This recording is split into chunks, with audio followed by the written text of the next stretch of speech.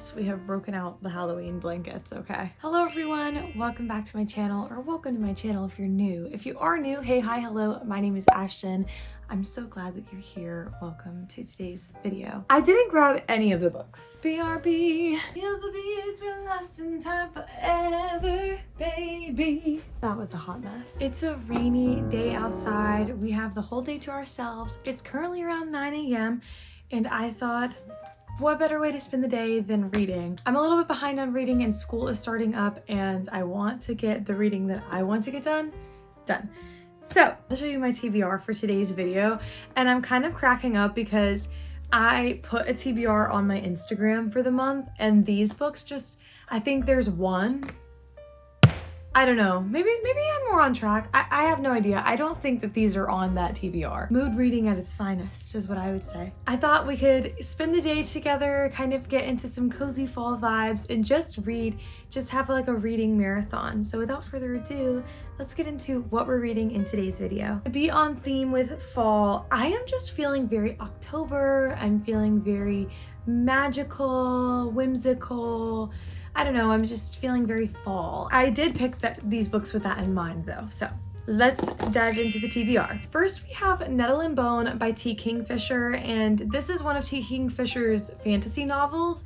This is actually a book club pick. I really don't know much about it, except that when I went to the library to check it out, the librarian said that they really liked this book, and it was good if you liked spooky things, which I thought T. Kingfisher wrote both fantasy and horror, and this is not one of her horror books. So I don't know if the fantasy is just also particularly spooky. I'm not sure. Oh, it's really like fairy tale-ish. Oh my gosh, look at this dog on the front. Is that not giving like the Nightmare? Is it the Nightmare Before Christmas? Something like that? That's kind of giving. Okay, amazing. This is about a princess who goes and tries to do a rescue mission for her sister who is like under the care of an abusive prince. And she's joined by a disgraced ex-knight, a reluctant fairy godmother, and an enigmatic grave witch and her foul familiar. So maybe it is a little bit spooky. Also, every time I think of this book, I just think nettle. You ever think about like how I feel like British people say nettle and bone, nettle and bone. American people say nettle, you know? But I feel like they're like nettle, like it's happening in their mouth, nettle and bone. I haven't started this book yet. We're approximately 0 pages in. It's a shorter book club pick because we've been reading pretty long ones. So this one is 240 pages is how long this book is. So honestly pretty short, especially short for a fantasy book, but if it's giving fairy tale, then I'm kind of understanding the length. Next, we have the book that I'm currently reading, and just like I am practically tunnel visioned into this series. So this is a reread, but we're reading The Raven Boys by Maggie Stiefvater, which is the first book in the Raven cycle, which is 4 books. Sometimes you read a book and you just think like, this book was written for me. I haven't talked about this much on this channel because I have been gone for a while, but I started working, just brainstorming a writing project. I kind of write here and there, but I do have kind of a story brewing that involves a lot of folklore and magic in southern small towns. When I picked this book up, I was like, this is what I'm trying to write and can't. I mean, not exactly, obviously like the lore is different, the objective is different, but the setting and like the way that Maggie Stiefvater is writing the book, I'm like, this is what I'm trying to do in my ideal world. I read this, I think when I was in middle school maybe, or high school, but I feel like I'm understanding the characters and the questing a lot more now than I did then. If you don't know, The Raven Boys follows Blue, who lives in a clairvoyant family, but she herself is only kind of a battery to her family. She doesn't really have any psychic powers or medium powers or anything like that. And she's also always been warned that she will cause her true love to die. One night though, she goes out for St. Mark's Eve, a thing that she kind of does annually with her mother. And that is basically when they see all of these souls who are going to pass, like all of these people who are going to die in the next year. And they write their names down or whatever, just for like psychic and clairvoyant purposes. If they come, they can be like, okay, like you'd better get your affairs in order, like whatever, because they run a like psychic business. And they go, and Blue never sees anybody except one day she sees a young boy named Gansey, and she's like, why would I be able to see him? And her aunt is like, oh, well, you either killed him or you're his true love, which in your case, it could be both. So anyway, but not having seen his face and only knowing his name, because his face was blurred, only knowing his name and knowing from his sweater that he goes to the local boarding school, Blue's like, okay, maybe I should find this guy. Like, do I tell him that he's dying within the next year? Because he's her age, you know? Anyway, on the flip side, we actually kind of get into Gansey's point of view. It's all third person, but we're, you know, it's like third person limited. We're following each character, although some of it reads a little third person omniscient. Anyway, on the flip side, we're following Gansey, and he is on this mission to find this Welsh king. He's looking for all of these ley lines to lead him to Glendower, a Welsh king who is said, or the prophecy or whatever, has said that whoever finds him and awakens him will be granted one wish. Gansey and his best buds at their local boarding school, Adam, Ronan, and Noah, go on this adventure / quest to find the Welsh king. Except obviously their paths cross, and by the end of it, it is Blue plus all of these boys on this mission to find this Welsh king and dig through all of this academia, all of this lore, and really dig in and go questing to find this Welsh king. Super, super good. It's so good. Oh my gosh. I'm literally obsessed with that book. I had to put it down yesterday, like to go to bed. I literally had to force myself to put it down, which if you know me, like I get sleepy a lot when I'm reading books. Not yesterday. So in that same vein, we have The Dream Thieves by Maggie Stiefvater. I checked this out from the library. I actually don't own this one. And this is the second book to the Raven Boys. I was going through the Raven Boys so fast that I was like, let me just stop by the library and pick up the second one. So I did that yesterday. I am so glad and just grateful that there are 4 books in this series because I cannot get enough of this world. I really liked this series the first time I read it. I am like adoring this series the second time reading it. I don't know if it's just like I'm just in the right, I don't know, but I'm here and I'm enjoying it, and that's that. Last but not least, because I'm not hopeful enough, right, to get through all of these, but last but not least, if time allows type of thing, we have Prodigy by Marie Lu. I just finished Legend by Marie Lu a few days ago, like maybe a week ago actually. And this is the second one. I think this is the second one. This is kind of reading for my thesis, but I really enjoyed the first one. I thought it was really unique. There's this kind of aspect of biological warfare that I thought was cool. This series, I mean, I don't know anything about books 2 and 3. I really don't. Although I heard something about a love triangle, not certain about that.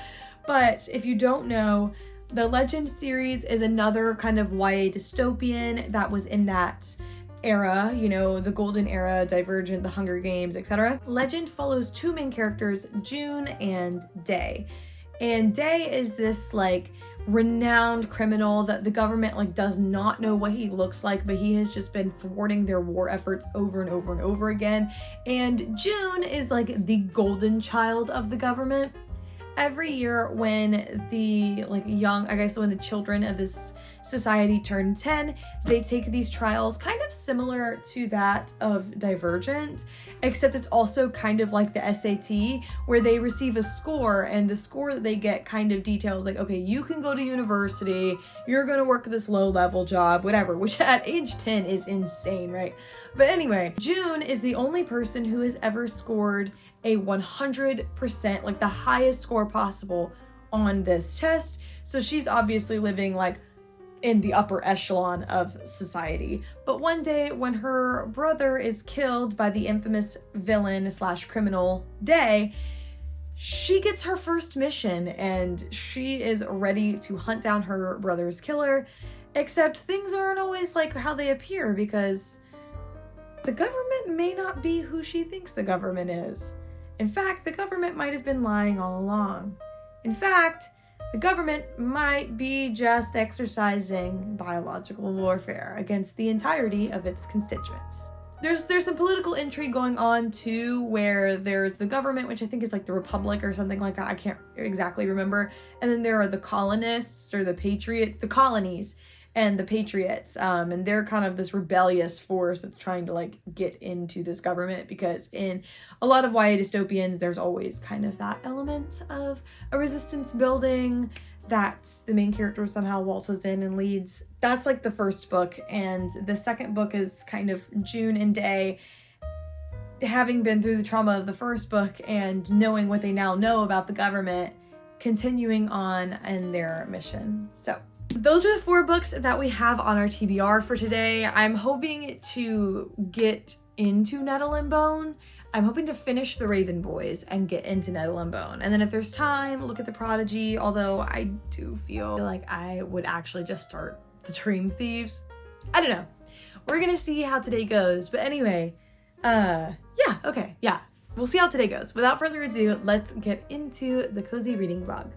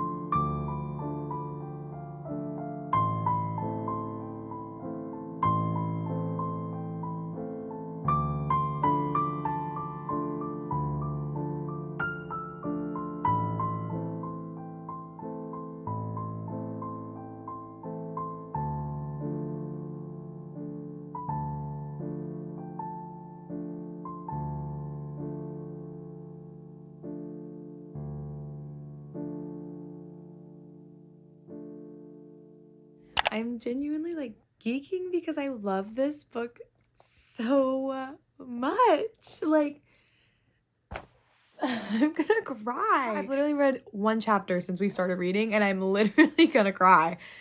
I love them so much.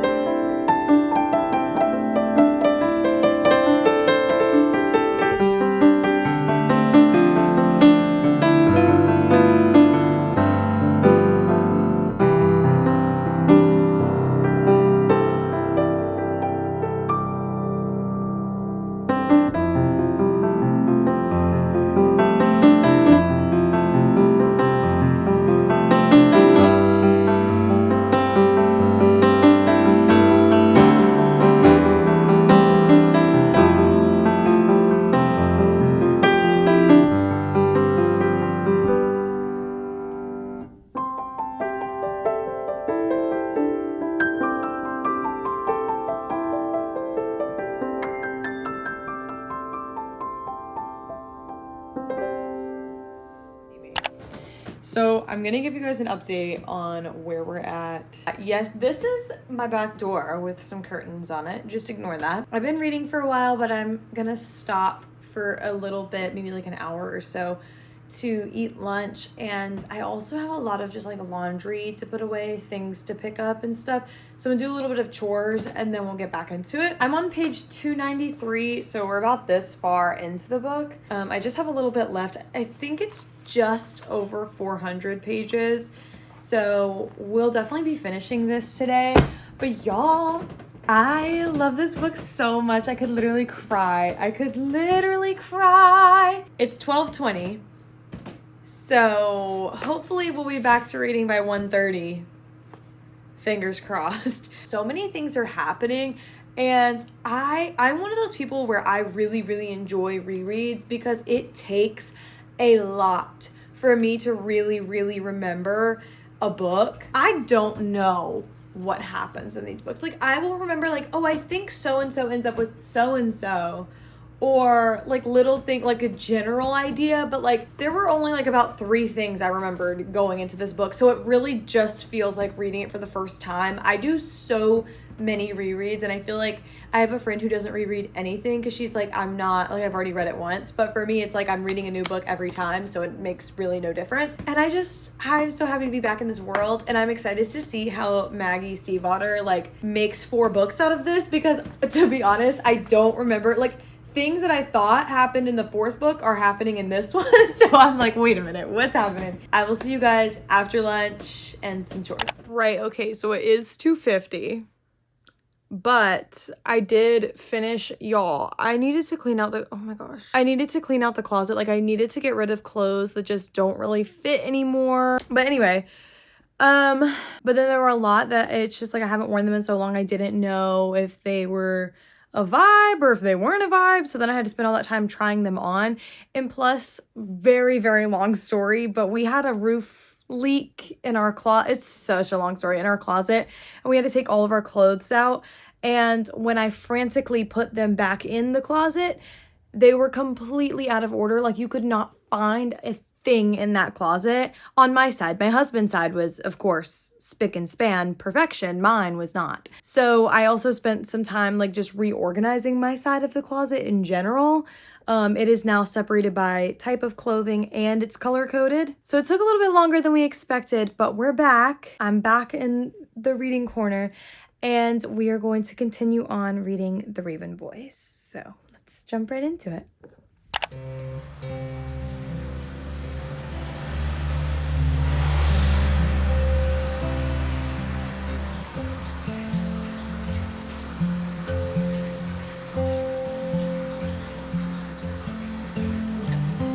I literally fangirl every time I open the book. I think that that's the main problem.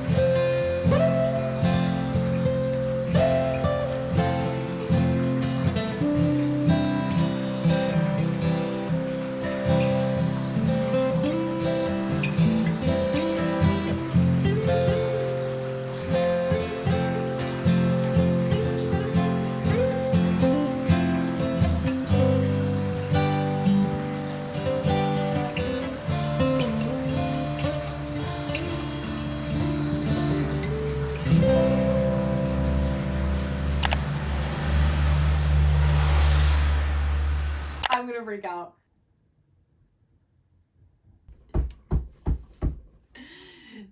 Get after him! Get after him! Yes!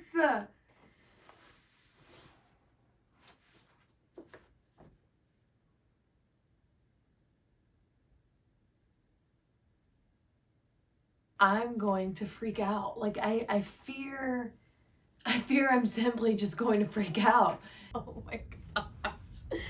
This is awesome. Okay, it's 5 p.m. I'm gonna go to the gym really quickly. We have 50 pages left of the Raven Boys, and I am literally so excited. I am absolutely geeking. I love this book so much. I'm on my way to the gym, but I just thought I would update you guys. We have 50 pages left of the Raven Boys, and I am literally so excited. Like, I love this book so much, and I could cry. But we're on our way to the gym because I'm trying to set a schedule. I'm trying to go 3 times a week because I feel like 3 times a week is feasible for me, and I'm trying to just like improve my overall movement and, you know, just be healthier. I'm typically a morning gym girly, not a nighttime gym girly, so we're not trying to be in here for a long time. Typically also when I go to the gym, I film a read and run, and by typically I mean I've done it 3 times. I film a read and run on my Instagram, which is when I run or work out and listen to an audiobook. But I am so immersed in the Raven Boys world that I just like I cannot commit to opening up another book at this moment, especially only having 50 pages left of the first one. I'm like, I can't. I'm in too deep. So I guess we'll just listen to music at the gym, maybe like worship or something. Just something different than an audiobook. But yeah, that's my reading update for you guys. I'm gonna go to the gym, come back home and cook dinner, and hopefully read while while I'm cooking the dinner. We'll see.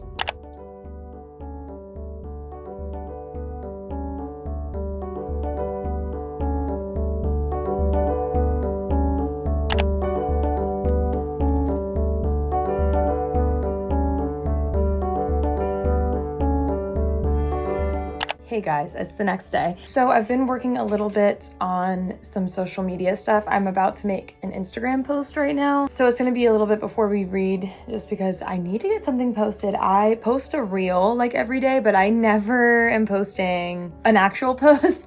So I need to get on that, so I'm gonna do that. But anyway, I wanted to give you a little bit of a reading update before I work on this for a little bit and then get back to reading, which is last night when I was supposed to be sleeping, I did finish the Raven Boys. I was literally sitting up in bed with my phone flashlight on, like reading this book, because y'all, I am literally obsessed. I'm obsessed.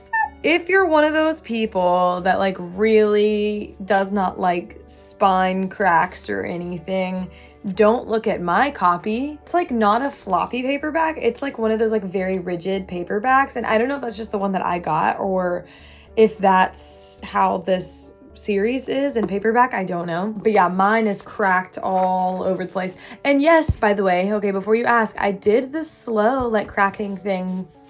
It wasn't working. It doesn't really bother me though. So I feel like that just shows that your book was well loved. I finished this last night, and y'all, why is it literally better than I remember it being? This is like a 6-star book for me. Like, it is so truly good. I'm sick. I'm sick about it. I don't know. There's something so special about the friendship dynamics of looking out for one another and knowing one another beyond this kind of like superficial level, like beyond, oh, well, so-and-so doesn't like this or whatever. It's like, I kind of know like how they're going to interpret that information, and I need to step in and say something because I know how they're going to take that. Like, it's just a different level of friendship that I really just latch on to. I think there's something about like a found family type of friendship that really just gets me every single time. And there's also something about this friendship that feels very like fated almost,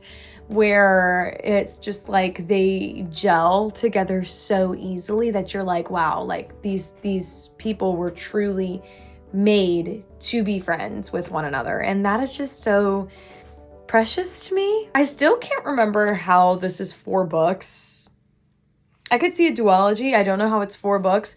So I am a little excited to start reading the next one because I totally forgot. And now I'm like questioning to myself, I'm like, did I ever read all 4 of these books? Because I literally don't think I remember anything that happens beyond the second one. Yes, so 6-star book from me. I'm really excited about it and I want to just jump straight into the second one. But I really need to start the book club pick for this month. So I think I'm going to start the Nettle and Bone by T. Kingfisher first. Get a little bit through that, and if my heart is still calling out to the Raven Boys, then we will pick up book 2, The Dream Thieves. Okay, I will see you guys later.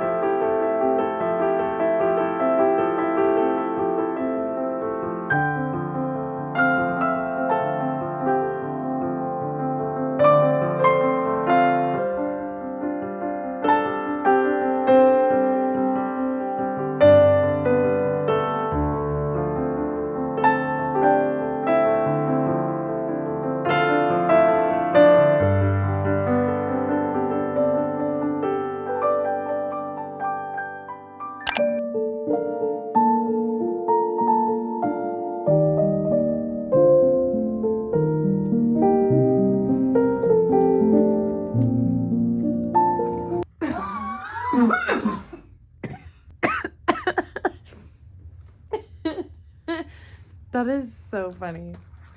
That's actually gonna crack me up editing that.